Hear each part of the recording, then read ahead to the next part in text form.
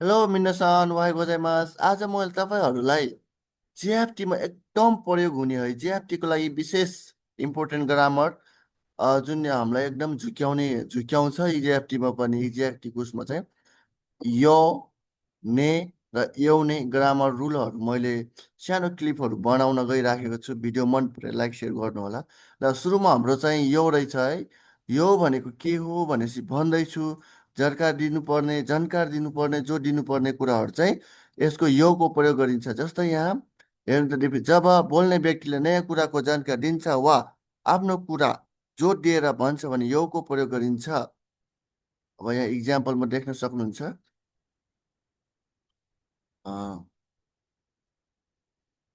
इक्जाम्पलमा हाम्रो रहेछ आसिता वा यासुमी देश्यो भोलि चाहिँ बिदा हो भनेर अरू कसैलाई जानकारी दिइरहेको छ है।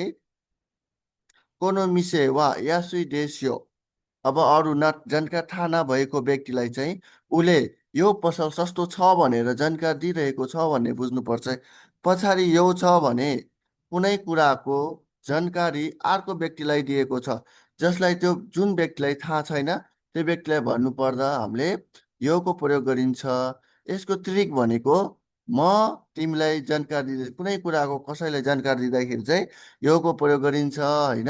त्यस्तै हाम्रो नेको रहेछ। ने भनेको के हो? सहमति खोज्दा दुईजना कुरा गर्दैछौँ अनि मैले आफ्नो अपोनेन्टबाट पनि सहमति चाहियो भने हो भन्ने मलाई अपेक्षा राखेर त्यो कुराहरू व्यक्त गर्दाखेरि चाहिँ नेको प्रयोग गरिन्छ।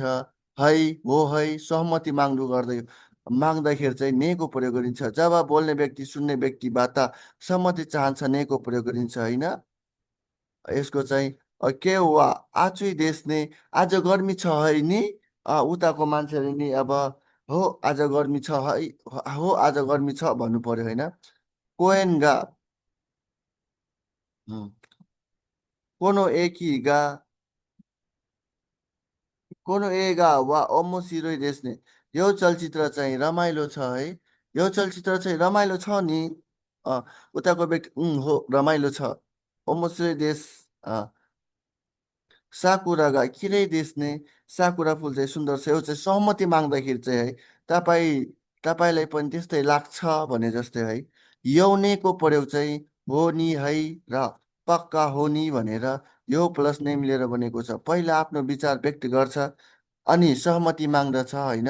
कुनै व्यक्तिलाई जानकारी दिएर अनि जानकारीमा सहमति माग्दाखेरि यसको प्रयोग गरिन्छ। के वा आचु आचु देश यौने आज गर्मी छ नि है र जानकारी पनि दिइरहेको छ सहमति पनि खोज्दैछ। निहङ्गवा मुजु खासी देश ने यो जापानिज गाह्रो छ नि है र होइन र जापानिज भाषा गाह्रो पनि जानकारी पनि दिइरहेछ अनि सहमति पनि खोज्दैछ है।